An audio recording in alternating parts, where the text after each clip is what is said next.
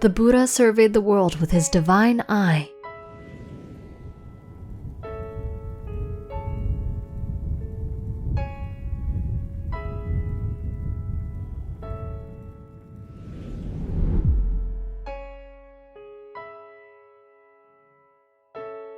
Saw Culapanthaka's intention and felt compassion. The Buddha walked by as Culapanthaka was about to exit through the door. When Culapanthaka saw the Buddha, he approached him and paid his respects. Culapanthaka, where are you going at this time of day? My brother has driven me out. I'm leaving to disrobe and return to the life of a householder.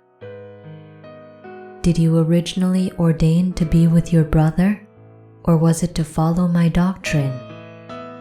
It was to follow your doctrine, my lord.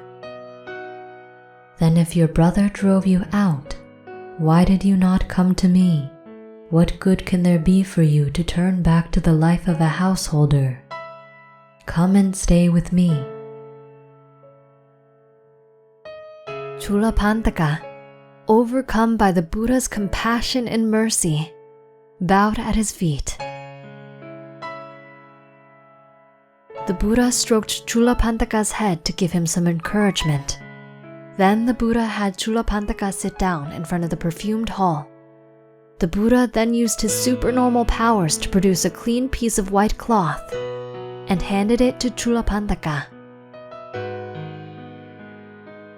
Culapanthaka, remain here, facing the east, and rub this cloth with your fingers. While you rub it, repeat the word, Racho Haranang, Racho Haranang. This word means removing dust or removing the impurity. The Buddha then went to the doctor's residence, accompanied by the order of monks, and sat down on the seat prepared.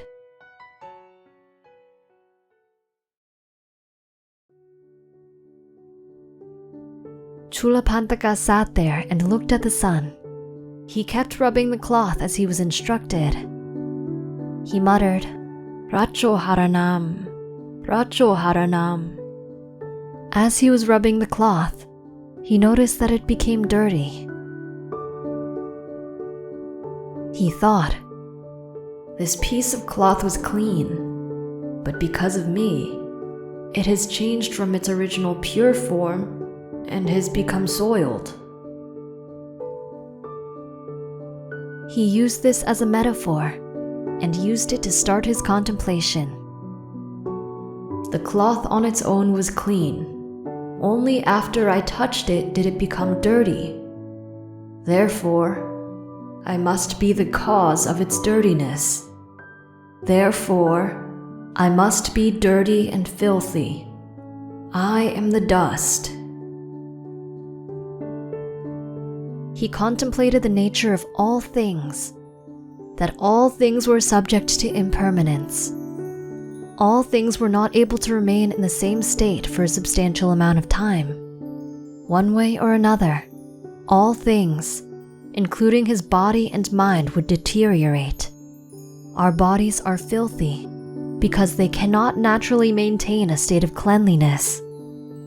Even after we clean our bodies, they become dirty again, since they are subject to change and deterioration.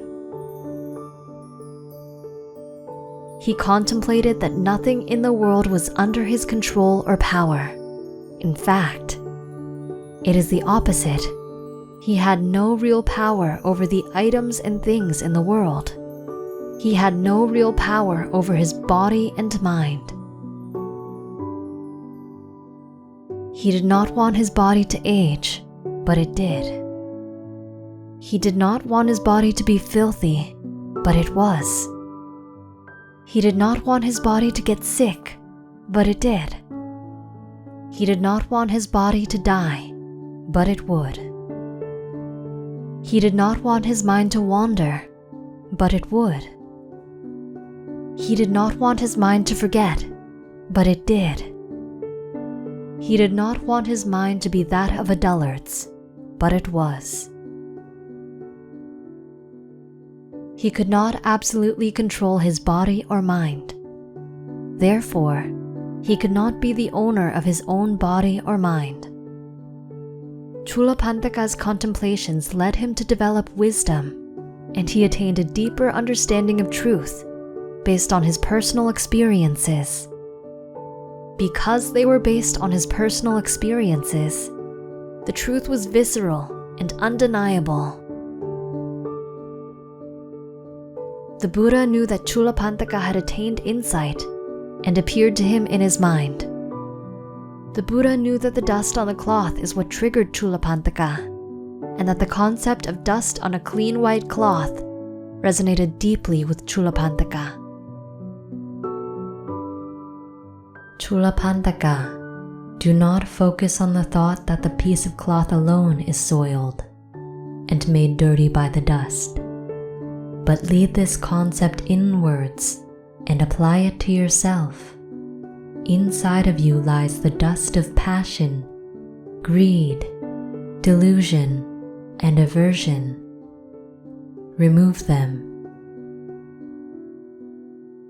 The Buddha then sent forth his radiance, so that he appeared to be sitting in front of Culapanthaka, and he said, "The dust exists in your desire.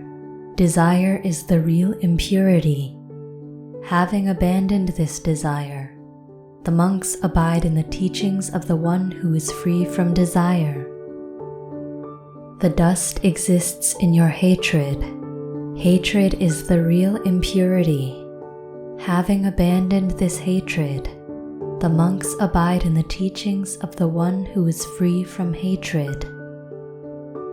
The dust exists in your delusion. Delusion is the real impurity. Having abandoned this delusion, the monks abide in the teachings of the one who is free from delusion." At the end of these teachings, Culapanthaka attained arahantship.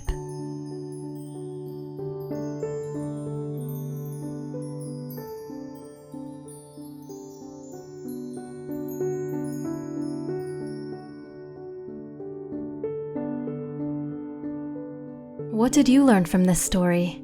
Let us know in the comments. We hope you enjoyed the video. Click like if you did, and click subscribe if you want to see our uploads.